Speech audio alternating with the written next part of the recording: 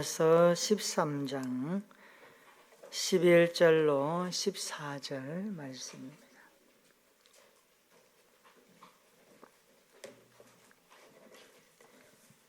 로마서 13장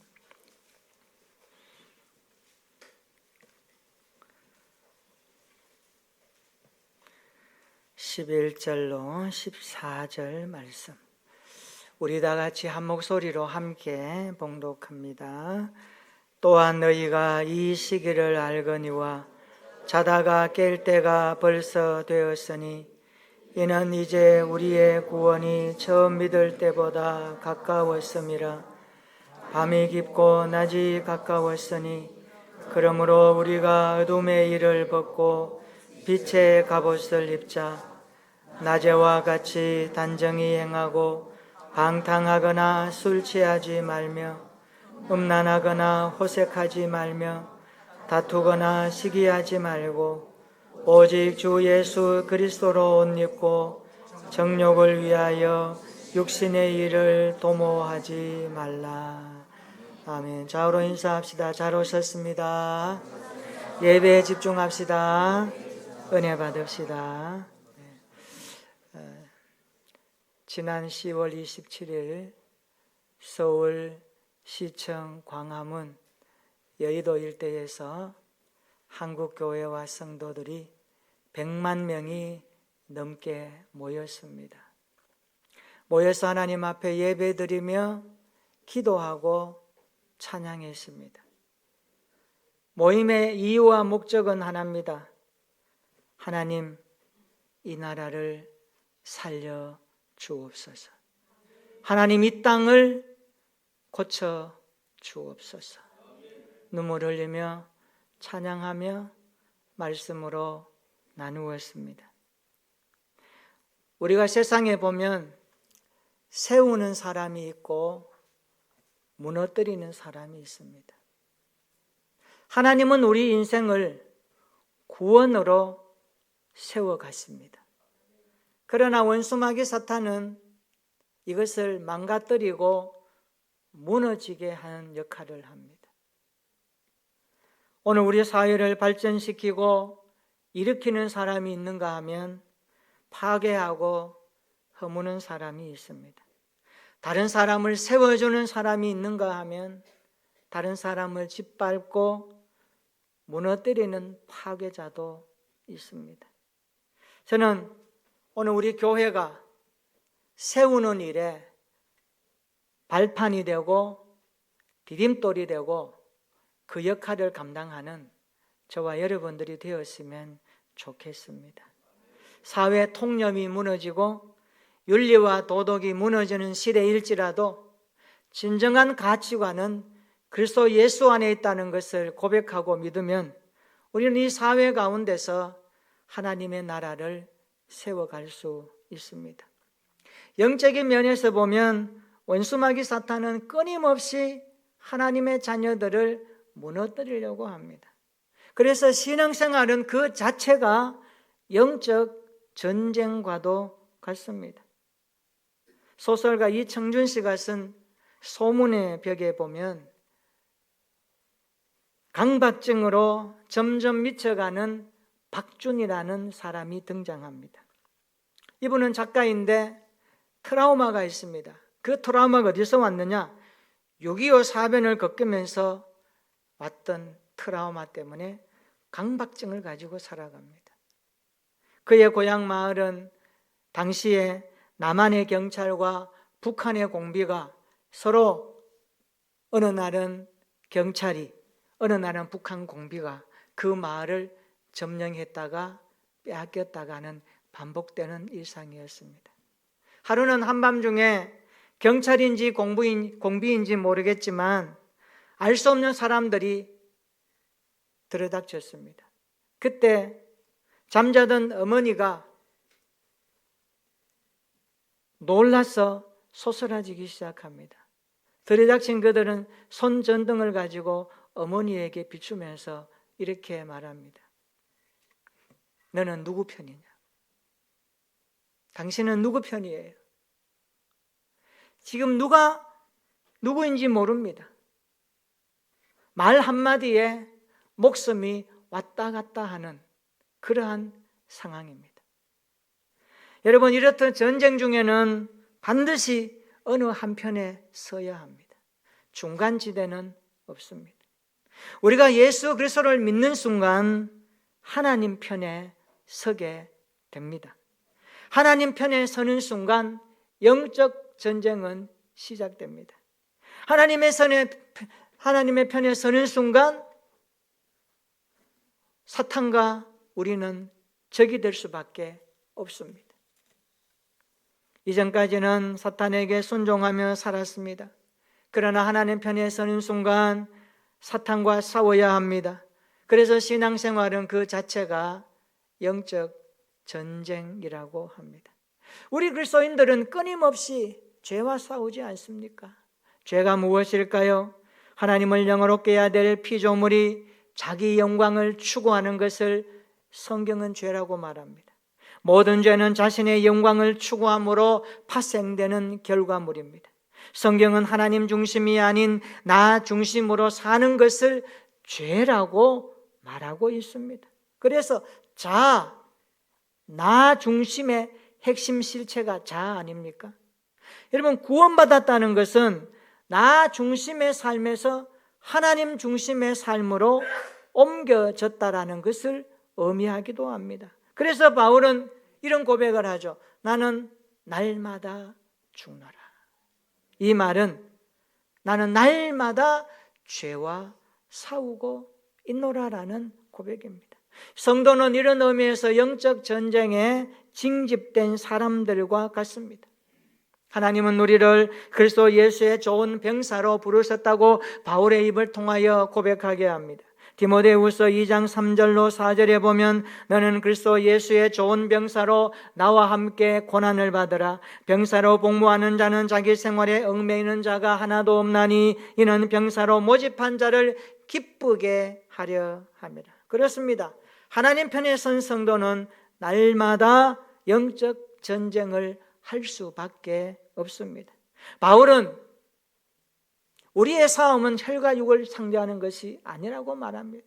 에베소서 6장 12절에 우리의 씨름은 혈과 육을 상대하는 것이 아니요 통치자들과 권세자들과 이 어둠의 세상 주관자들과 하늘에 있는 악의 영들을 상대함이라고 가르쳐 줍니다. 성도는 악한 영적 세력들을 상대로 싸워야 하는 것입니다. 저는 우리 교회 성도들이 영적 전쟁에서 날마다 승리했으면 좋겠습니다.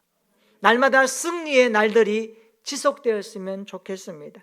복음성가 가사처럼 승리는 내 것일세, 승리는 내 것일세, 구세주의 보혈로서 승리는 내 것일세, 내 것일세, 승리만은 구세주의 보혈로서 항상 이기네. 주님의 승리가 우리의 승리가 되기를 축원합니다. 죽음을 이기시고 부활하신 주님의 그 능력의 권세가 믿는 자로 말미암아 나타나는 증거가 우리의 일상의 고백이 되고 찬송이 되기를 주님의 이름으로 축원합니다. 날마다 영적 전쟁에서 승리하는 것입니다. 만약에 승리하지 못하고 늘 끌려다니고 패배한다면 얼마나 하나님이 마음 아파하시겠습니까? 오늘 우리는 영적 전쟁에서 승리하려면 어떻게 해야 할까요? 바울이 쓴 로마서 13장 본문을 통하여 몇 가지로 도전받으려고 합니다. 첫째로 영적 전쟁에서 승리하려면 따라서 합시다. 깨어서 기도해야 합니다. 11절 한번 읽어볼까요? 11절입니다. 시작. 또한 너희가 이 시기를 알거니와 자다가 깰 때가 벌써 되었으니 이는 이제 우리의 구원이 처음 믿을 때보다 가까웠음이라. 아멘. 바울은 너희가 이 시기를 알아라. 지금이 어떤 시대인지 알아라. 지금은 자다가 깰 때다. 이렇게 말씀합니다. 여기 때라는 단어가 나옵니다. 카이로스라는 단어입니다. 종말론적 개념으로 사용하는 단어입니다. 좀 더 해석하면 이렇습니다. 지금의 시대는 위기의 시대다라는 말씀을 해주고 있습니다. 여러분, 지금 시대를 뭐라고 합니까? 사람들은 종말이다, 세상 다 되었다, 세상 끝이다. 좀 더 강하게 말하면 말세 중에 말세지말이라고 그렇게 표현을 사용합니다. 우리가 종말의 시대를 살고 있을 때에 오늘 우리 시대가 얼마나 위기 가운데 있다는 것을 실감할 것입니다. 11절 다시 한번 보시기 바랍니다. 또한 너희가 이 시기를 알거니와 자다가 깰 때가 벌써 되었으니 이는 이제 우리의 구원이 처음 믿을 때보다 가까웠습니다.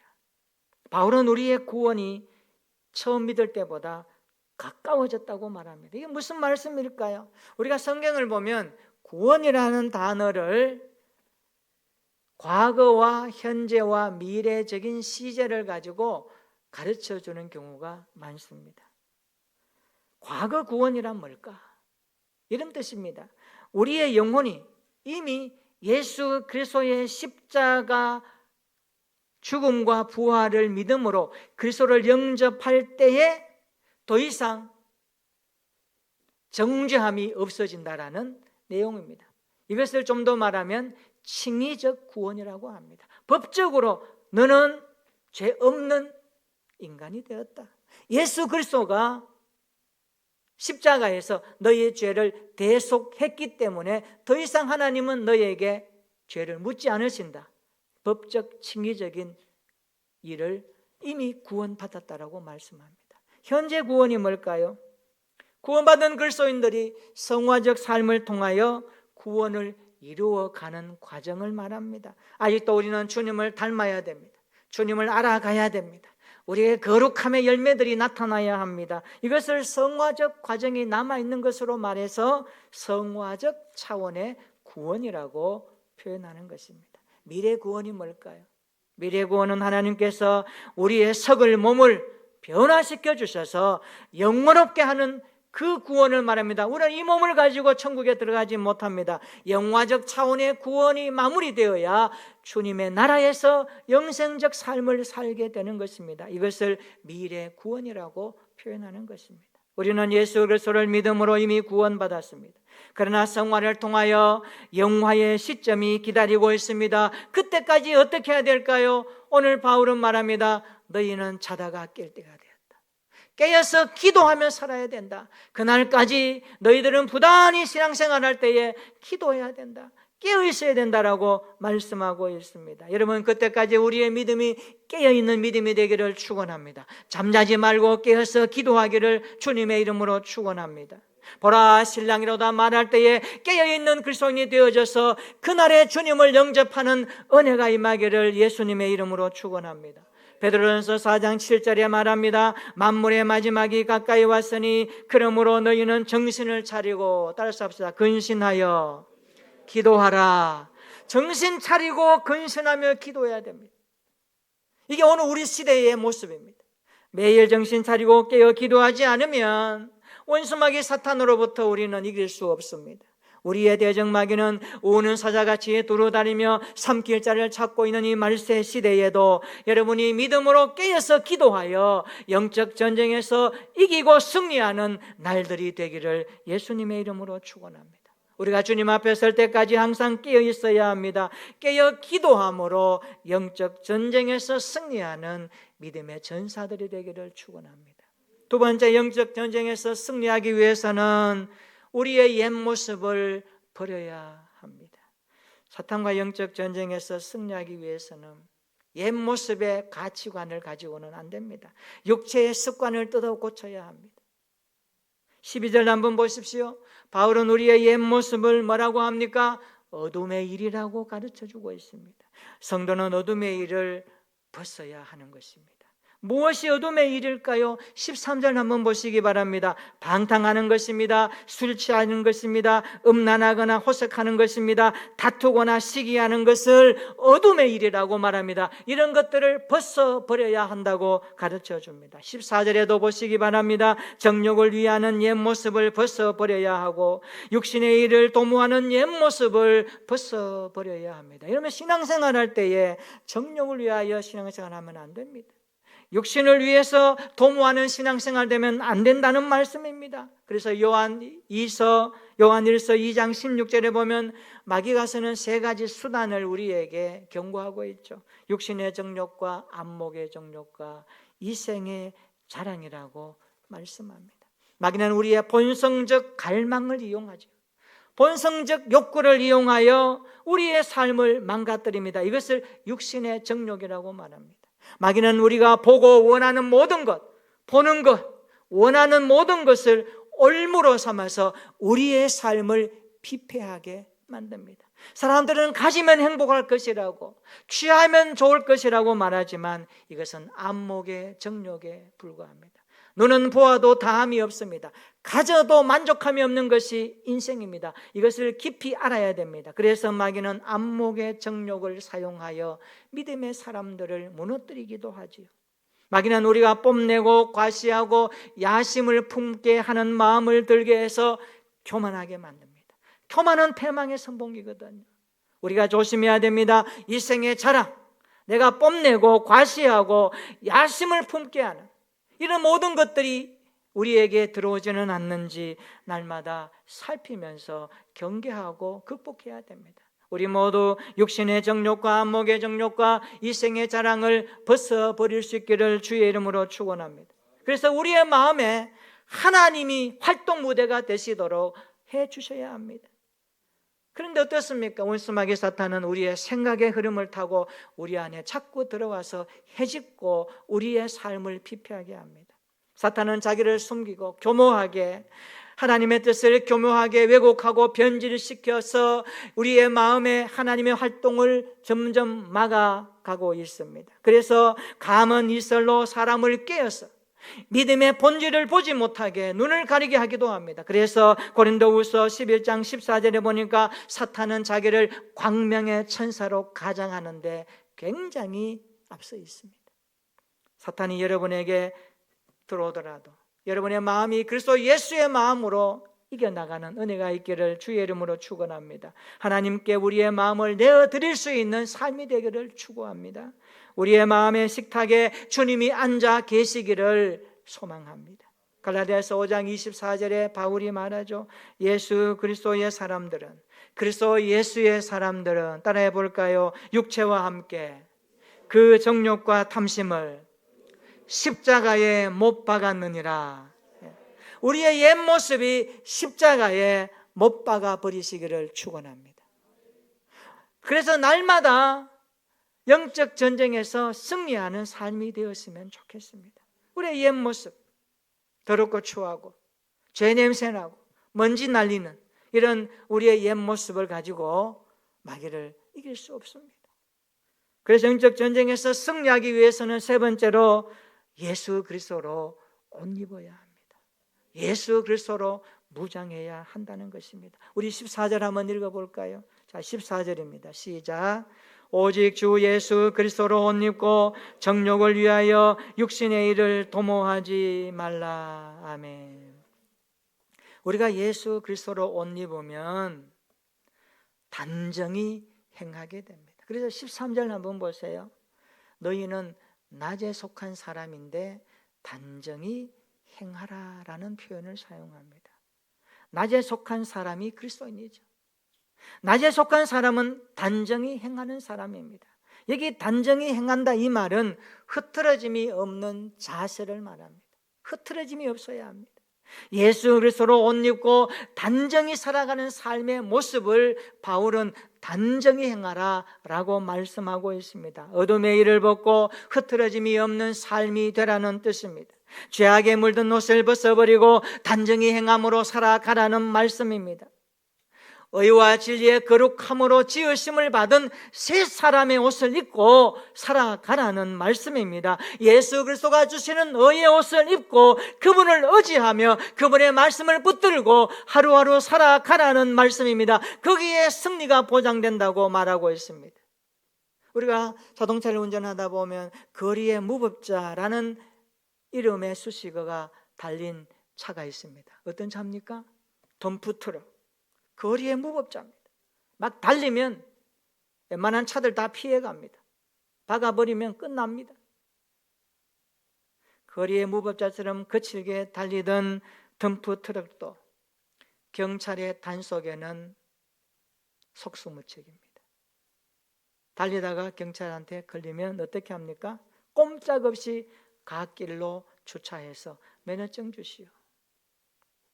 당신은 위험한 운전을 했습니다. 딱지를 뗀다거나 벌금을 맞습니다. 여러분, 무엇이 폭주하던 그 덤프트럭을 멈추게 했습니까? 법을 지키고 경찰의 제복을 입고 그 앞에 나타난 한 사람 때문입니다. 저는 이것을 보면서 우리 인생은 참 연약하다. 아무것도 할 수 없다. 그러나 우리 힘으로 사탄을 이길 수 없지만 우리가 예수 그리스도의 이름으로 그분이 펴주신 의의 제복으로 우리가 무장하면 승리할 수 있다. 이것을 믿으시기를 축원합니다. 우리에게는 예수 그리스도의 능력밖에 없습니다. 길이요 진리요 생명이신 그리스도가 우리의 삶의 전부이면 금과 은은 내게 없지만 나사렛 예수 그리스도의 이름으로 말했던 베드로에게 안전뱅이가 일어났던 그 능력의 권세는 어디서 나타납니까? 주님을 의지하고 주님을 무장으로 하고 주님을 바라보고 주님의 약속을 붙들고 의의 옷을 입은 그리스도인으로 단정히 흐트러짐 없이 살아갈 때에 나타나는 하나님의 약속 아닙니까? 이 은혜가 우리의 교회와 가정과 삶의 현장에 나타나기를 축원합니다. 우리가 예수 그리스도의 의의 제복을 입고 마귀 사탄을 대적하면 그는 우리 앞에 무릎 꿇게 되어 있습니다. 왜냐하면 주님의 이름이 그에게 권세이기 때문에 그렇습니다. 우리 모두 이런 신앙생활로 승리했으면 좋겠습니다. 시대가 암울합니다. 세상이 점점 무너지는 시대가 되었습니다. 날마다 영적 전쟁에서 우리는 승리하며 살아야 됩니다. 깨어 기도하십시다. 옛 모습을 벗어버리십시다. 그리고 그리스도의 옷으로 갈아입고 단정히 행함으로 흐트러짐이 없는 신앙생활로 승리의 계가를 부르는 날들이 계속되었으면 좋겠습니다. 한번 따라하십시다. 깨어 기도하며 옛 모습을 버리고 그리스도로 옷 입고 승리합시다. 이 은혜가 이번 한 주간도 우리의 삶의 현장에 풍성히 나타나서 승리는 내 것일세, 승리는 주님이 주셨습니다 고백하며 찬양하는 복된 한 주간 되시기를 예수님의 이름으로 축원합니다. 아멘. 우리 한번 기도하겠습니다.